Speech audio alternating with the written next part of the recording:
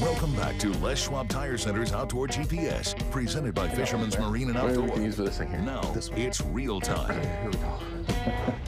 Welcome back, everyone. Thank you very much for joining us this morning. Somehow, some way, we got Cameron Black from Catchin Guide Service here in the studio on a Saturday, but it is in January. Typically, you'd be fishing on a Saturday, but this being January, we got lucky. And we got him in here. So first things, man, it's good to see you again. Yeah, appreciate it. Last time I saw you, I was on your show with the Addicted guys, which was a ton of fun. We got a ton of interest here on our side of things, at the GPS side after that.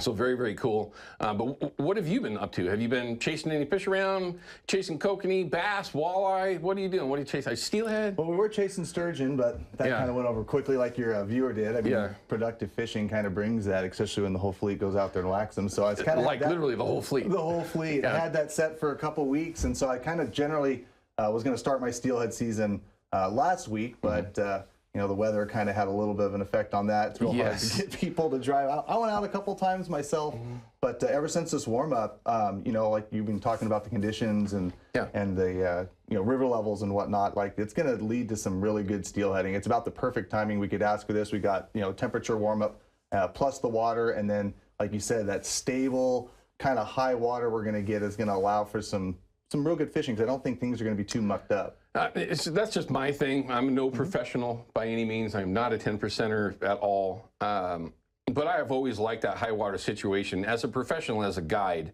with clients. Again, he'll either take you out in the drift boat, a jet boat, a raft. He'll throw it off a cliff, for crying out loud, depending on how he wants to get you into the fish. But in these situations, when the water is high, do you like that with your clients? Does it give you any sort of advantage, or would you prefer it to be lower? How do you look at, say, these conditions for this week?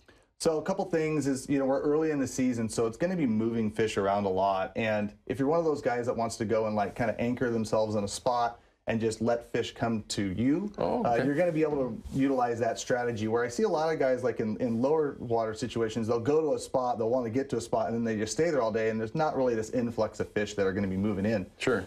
So if you're one of those guys that want to get to those early spots, those hatchery holes, that high water is going to allow a lot of these fish to get to where they want to go over the next week. And it's like kind of the starting of like the later run arrival times. Sure. So you should see fresh fish, we should see lots of fish, and then like you were saying, where I think that gets kind of lost on a lot of people is, you know, those fish are going to be close to the bank. It's going to allow, you're not going to have to guess. The fish aren't going to want to be in 90% of the river. They're going to want to be in that 10%, because that's what high water and low water gives you. When that water is like what everyone likes to call the perfect level, and they can be from bank to bank, I think sometimes it gets a little tougher. Yeah, because it could be anywhere. Right. So when I'm guiding clients and I'm able to like pull up to a spot and you got a lot of flow and you've got like that nice just soft seam on the side, and it's really easy to identify, and the fish aren't that spooky, so I can get close to it. It actually leads to what could be some pretty productive fishing if they're around.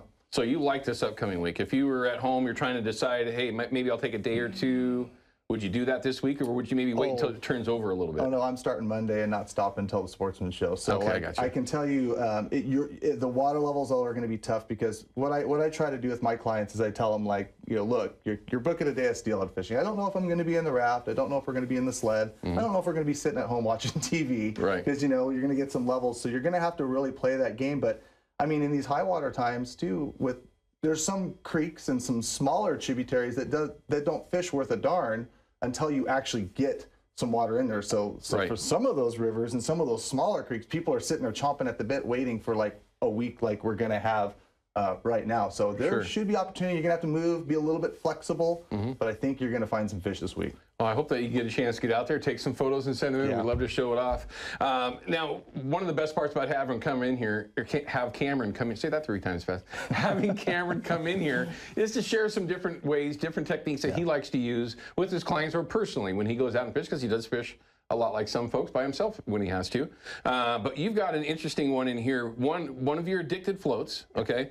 Which is very popular. It's a fixed float, but you've got a jig head on there with a pink worm. Right. Is that one of your go-tos? Is this something that you're using quite often, or is it just like a special for the right situation that you're using it? Yeah, worms are effective even in crystal clear water, but I think as we start to see these higher levels and the higher flows. If you get some rivers that maybe have that little like glacial tinge to them, where you get like 3 foot of visibility, maybe even down to 2 foot, having like the larger presentations are going to be, really good, especially if you're in an area that you can add like a little scent, a little of the Procure like super gels and stuff to them. Like you're going to be dialed, like that's what you're going to want to be throwing, because those fish are going to be sitting in a 3 foot box, just hanging out in some little seam line, maybe moving up the river, then all of a sudden it's going to be boom, big bright worm right in front of them, and it's going to make them react. So I think I've got another worm tied on this other rig here. I'll show you guys in a bit. But yeah, utilizing the larger presentations, the larger pink worms and stuff is going to be really good when applicable. I know like some places you can't use scent. Some like mind your regulations as always. But I think running the larger presentation is going to be really good this week. Now, for the majority of us in Oregon, we don't have to worry too much about that. Things for you up in Washington, you've got areas that you can and cannot use that. John Day, or excuse me, just shoots in areas you can't use pink worms, or soft plastics. Just follow Cameron's advice.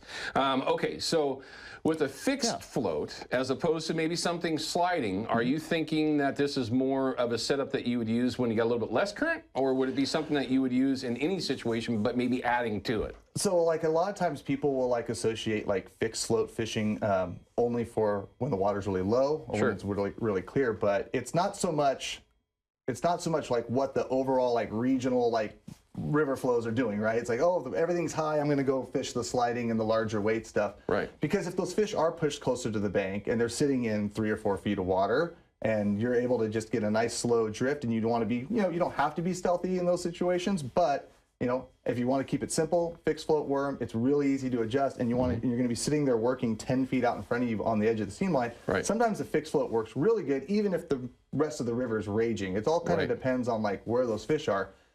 To kind of be opposite of that, like sometimes when the water's really, really low and clear and the fish aren't going to be sitting on the shore, they're going to be pushed out in real deep water, trying to hold in like maybe more of those salmon-esque holes. Sometimes you do need the heavier sliding weight in the low clear water to get your presentation in front of the fish. So it's really going to be the water that you're fishing in front of the steelhead. And like I said, when you're using a fixed float set up like this, and you've got the water conditions that we're going to have, you can also use a 1/4 ounce worm head. Yeah. And it's going to be getting that worm right down to where those fish should be sitting, because even in the higher flows, they're going to still be laying close to the bottom. And then you're going to be able to put that presentation in where those fish are going to be really fast. And utilize the whole part of that drift and hopefully get a fish. That makes sense, because if you got a rig, a setup like what he's using, you need to be where the fish are going to actually be, and they're not going to be in the situation where it's ripping so bad, they're not going to be there, right? If you can get that lighter maybe setup, concept lighter rigging setup, where the fish are, in theory, as long as you present it where the same level that the fish are, you should be successful. I don't care how cool like that bead is that you got or what color worm that is. If it's not in front of a fish, it ain't gonna catch them. So like a lot of times people will think, oh, the water is high, I got to use the big rigs that I got. It's like they're not gonna be there. They're gonna be right here, right in front of your feet. Yeah, so which is that's where this fun. Works good. When you can just watch your bobber go, and it's right there. From your rod tip. Yeah, I mean, it's really kind of fun, and I'm sure there's a lot of you out there that have done that. All right, stay with us. When we come back, we're going to continue our conversation with Cameron Black from Gone Catchin Guide Service. We're talking winter steelhead, so stick with us here. We'll be back in just a minute. Outdoor GPS is brought to you by Chevy Silverado and the impressive new Turbo Max engine. Flex your muscle with the strongest, most advanced Silverado ever. Official truck of Outdoor GPS.